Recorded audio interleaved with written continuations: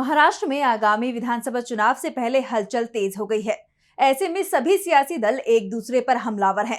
राज्य में विधानसभा चुनाव से पहले एनडीए में खटपट होने के संकेत मिलने लगे हैं। इसी कड़ी में महाराष्ट्र के उप मुख्यमंत्री अजीत पवार ने बड़ा बयान दिया है। अजीत पवार ने कहा कि शिंदे और देवेंद्र फडणवीस आगे निकल गए और मैं पीछे रह गया। उनके इस बयान ने एनडीए में पड़ी फूट की चर्चा को हवा दे दी है। अब अजीत पवार का सब्र टूटता हुआ नजर आ रहा है। ऐसे में उन्होंने अपने बयान से बीजेपी को इशारों में चेतावनी दे दी है। अजीत पवार ने बीजेपी से सीएम पद की मांग कर दी है। इसके साथ ही उन्होंने साफ कर दिया है कि अगर उनकी मांग को अनदेखा किया गया तो कुछ बड़ा फैसला कर सकते हैं, जिसका खामियाजा पूरे एनडीए को भुगतना पड़ सकता है। आखिर अजीत पवार ने ऐसा क्यों कहा और इसका बीजेपी समेत पूरे महायुति पर क्या असर पड़ेगा, इसी पर आज हम करेंगे चर्चा। नमस्कार, मैं आंचल। महाराष्ट्र के उप मुख्यमंत्री अजीत पवार की मुख्यमंत्री बनने की मंशा कभी छुपी नहीं है। अजीत पवार सीएम बनने के सपने देख रही हैं। अब इसी साल विधानसभा चुनाव होने हैं और महागठबंधन के तौर पर अजीत पवार भी शिवसेना, शिंदे गुट और बीजेपी के साथ चुनाव लड़ेंगे। वहीं चुनाव के बाद किसकी सरकार आएगी, इसको लेकर भविष्यवाणियां की जा रही हैं। इस बीच प्रदेश का मुख्यमंत्री कौन होना चाहिए, इसको लेकर भी सवाल उठ रहे हैं। बता दें, महागठबंधन में मुख्यमंत्री पद के 3 दावेदार हैं। इनमें सीएम एकनाथ शिंदे, उप मुख्यमंत्री देवेंद्र फडणवीस और अजीत पवार का नाम शामिल है, जिसको लेकर एनडीए में घमासान मचा हुआ है। ऐसे में अजीत पवार के बयान से सियासत गर्मा गई है। अजीत पवार महाराष्ट्र के सीएम की जीवनी योद्धा कर्मयोगी एकनाथ संभाजी शिंदे पुस्तक के विमोचन के अवसर पर पहुंचे थे। कार्यक्रम में सीएम शिंदे और उप मुख्यमंत्री देवेंद्र फडणवीस दोनों ही मौजूद थे। इस मौके पर अजीत पवार ने कहा कि अगर बीजेपी और शिवसेना ने उन्हें मुख्यमंत्री पद का ऑफर दिया होता तो वो पूरी राष्ट्रवादी कांग्रेस पार्टी यानी एनसीपी को एक साथ ले आते। उन्होंने एकनाथ शिंदे और फडणवीस की तुलना में खुद को राजनीति का सीनियर बताया। अजीत पवार ने कहा, सभी आगे निकल गए और मैं पीछे रह गया। उन्होंने कहा कि पूर्व मुख्यमंत्री फडणवीस पहली बार 1999 में विधायक बने। एकनाथ शिंदे 2004 में पहली बार विधायक बने थे, जबकि मैं पहली बार 1990 में विधानसभा का सदस्य बना था।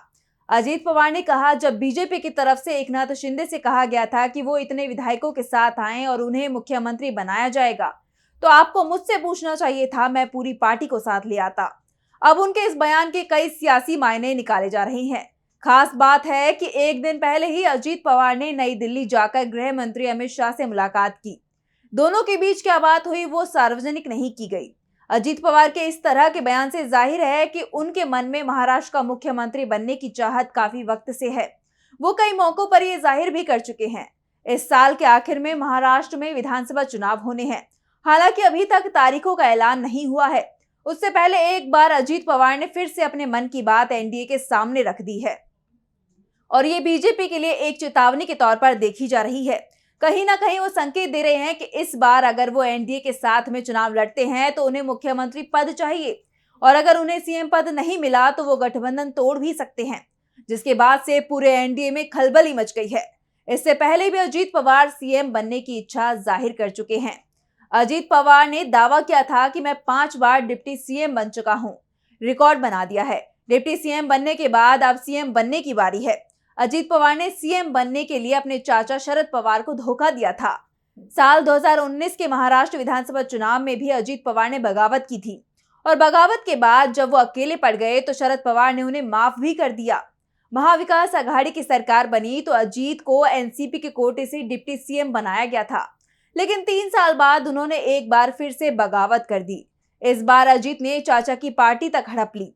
अजीत पवार का शरद पवार से हाथ छुड़ाना न सिर्फ चाचा के लिए चौंकाने वाला था, बल्कि पूरे महाराष्ट्र और देश के लिए ये एक बड़ी खबर थी। जुलाई 2023 में अजीत पवार ने शरद पवार के खिलाफ बगावत कर दी थी।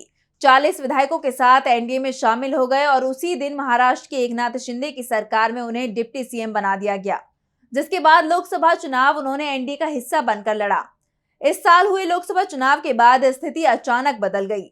लोकसभा चुनाव में साफ हो गया कि महाराष्ट्र के वोटर एनसीपी का मतलब शरद पवार को मानते हैं। चुनाव में एनडीए को बड़ा झटका लगा। अजीत गुट को सिर्फ 1 सीट मिली, जबकि शरद पवार के एनसीपी को 8 सीटों पर जीत मिली। इस चुनाव ने एनडीए को आईना दिखा दिया और साफ कर दिया कि एनडीए को एकजुट होने की जरूरत है। ऐसे में अजीत पवार की सीएम पद की मांग अगर पूरी नहीं की जाती है तो ये बीजेपी पर भारी भी पड़ सकता है। महाराष्ट्र में 288 सीटों पर विधानसभा चुनाव इसी साल के आखिर में है, लेकिन विधानसभा चुनाव से पहले महायुति सरकार संकट में फंसती दिखाई दे रही है। एकनाथ शिंदे का सीएम पद संकट में दिखाई दे रहा है। विधानसभा चुनाव से पहले बीजेपी के नेतृत्व वाली महायुति पहले से ही बगावत के चलते कमजोर पड़ती दिखाई दे रही थी, तो वहीं अब एक और बड़ा संकट बीजेपी के सामने खड़ा हो गया है। अजीत पवार विधानसभा चुनाव अपने दम पर लड़ने की तैयारी कर रहे हैं। अजीत पवार ने महिलाओं, युवाओं, किसानों और अल्पसंख्यकों को फायदा पहुंचाने वाली कई योजनाओं को बढ़ावा देने के लिए जन सम्मान यात्रा की शुरुआत की है। साथ ही उनकी पार्टी की इच्छा है कि अजीत पवार महाराष्ट्र के नीतीश कुमार बने, ताकि कोई भी गठबंधन उनके बिना राज्य में सरकार न बना सके। हाल ही में एनसीपी के कार्यकर्ताओं ने बारामती में अजीत पवार के समर्थन में पोस्टर लगाए थे। पोस्टर में लिखा था कि पूरा महाराष्ट्र अजीत पवार को भावी मुख्यमंत्री के रूप में देख रहा है। एनसीपी अजीत गुट 80 से 90 सीटों पर चुनाव लड़ने का लक्ष्य बना रहा है। इससे अजीत पवार को विधानसभा चुनाव 2024 के बाद राज्य में सरकार गठन के दौरान किंग मेकर की स्थिति में रहने में मदद मिलेगी। अजीत पवार ने शिंदे गुट की शिवसेना और बीजेपी की परेशानी और ज्यादा बढ़ा दी है। बता दें कि लोकसभा चुनाव के नतीजों में इस बार किसी भी पार्टी को पूर्ण बहुमत नहीं मिला है। कई राज्यों में बीजेपी का प्रदर्शन खराब रहा, जिसके लिए बीजेपी ने अजीत गुट को जिम्मेदार ठहराया था। जिसके बाद अजीत गुट ने चेतावनी दे दी थी कि हमें टारगेट ना किया जाए, वरना हम अपना अलग रास्ता अपना लेंगे। अजीत गुट की एनसीपी का कहना था कि बीजेपी के खिलाफ लोगों के गुस्से ने एनसीपी को नुकसान पहुंचाया है। अब महाराष्ट्र में राजनीतिक उथल पुथल के कयास लगाए जा रहे हैं। विधानसभा चुनाव से पहले ही महाराष्ट्र में पूरी बाजी पलटती दिखाई दे रही है। महाराष्ट्र में विधानसभा चुनाव से पहले ही एनडीए बिखरता दिखाई दे रहा है और इसकी शुरुआत लोकसभा चुनाव के नतीजों के बाद से ही हो गई थी। एनडीए के साथ महायुति में भी खटपट की खबरें खुलकर सामने आ रही हैं। सीएम पद को लेकर महायुति में शामिल तीनों ही दल अपनी अपनी दावेदारी पेश कर रहे हैं। सीएम पद को लेकर महायुति में खींचतान मची हुई है। एकनाथ शिंदे को उम्मीद है कि विधानसभा चुनाव में जीत के बाद सीएम वो ही रहेंगे, जैसा कि बीजेपी ने पहले वादा भी किया है। दूसरी तरफ अजीत पवार का कहना है कि 5 बार डिप्टी सीएम रह लिया, अब मेरी बारी सीएम बनने की है। लेकिन फडणवीस का कुछ और ही कहना है। सीएम पद को लेकर महायुति में टकराव साफ साफ दिखाई दे रहा है। सीट बंटवारे की लड़ाई अलग चल रही है। ऐसे में अजीत पवार की चेतावनी ने महाराष्ट्र की राजनीति में उबाल ला दिया है, जिसके बाद महायुति में टूट होती दिखाई दे रही है। अजीत पवार ने साफ कर दिया है कि अगर उन्हें सीएम नहीं बनाया गया तो वो कभी भी महायुति छोड़ने का ऐलान कर सकते हैं। बहरहाल देखना यह होगा कि आखिर महाराष्ट्र की सियासत में अब क्या दिलचस्प मोड़ आएगा। क्या बीजेपी अजीत पवार की मांग को स्वीकार कर उन्हें सीएम पद का चेहरा चुनेगी या फिर महायुति टूट जाएगा। फिलहाल के लिए इस रिपोर्ट में इतना ही। हमारी वीडियो पसंद आई तो लाइक करें, साथ ही हमारे चैनल को सब्सक्राइब करें। नमस्कार।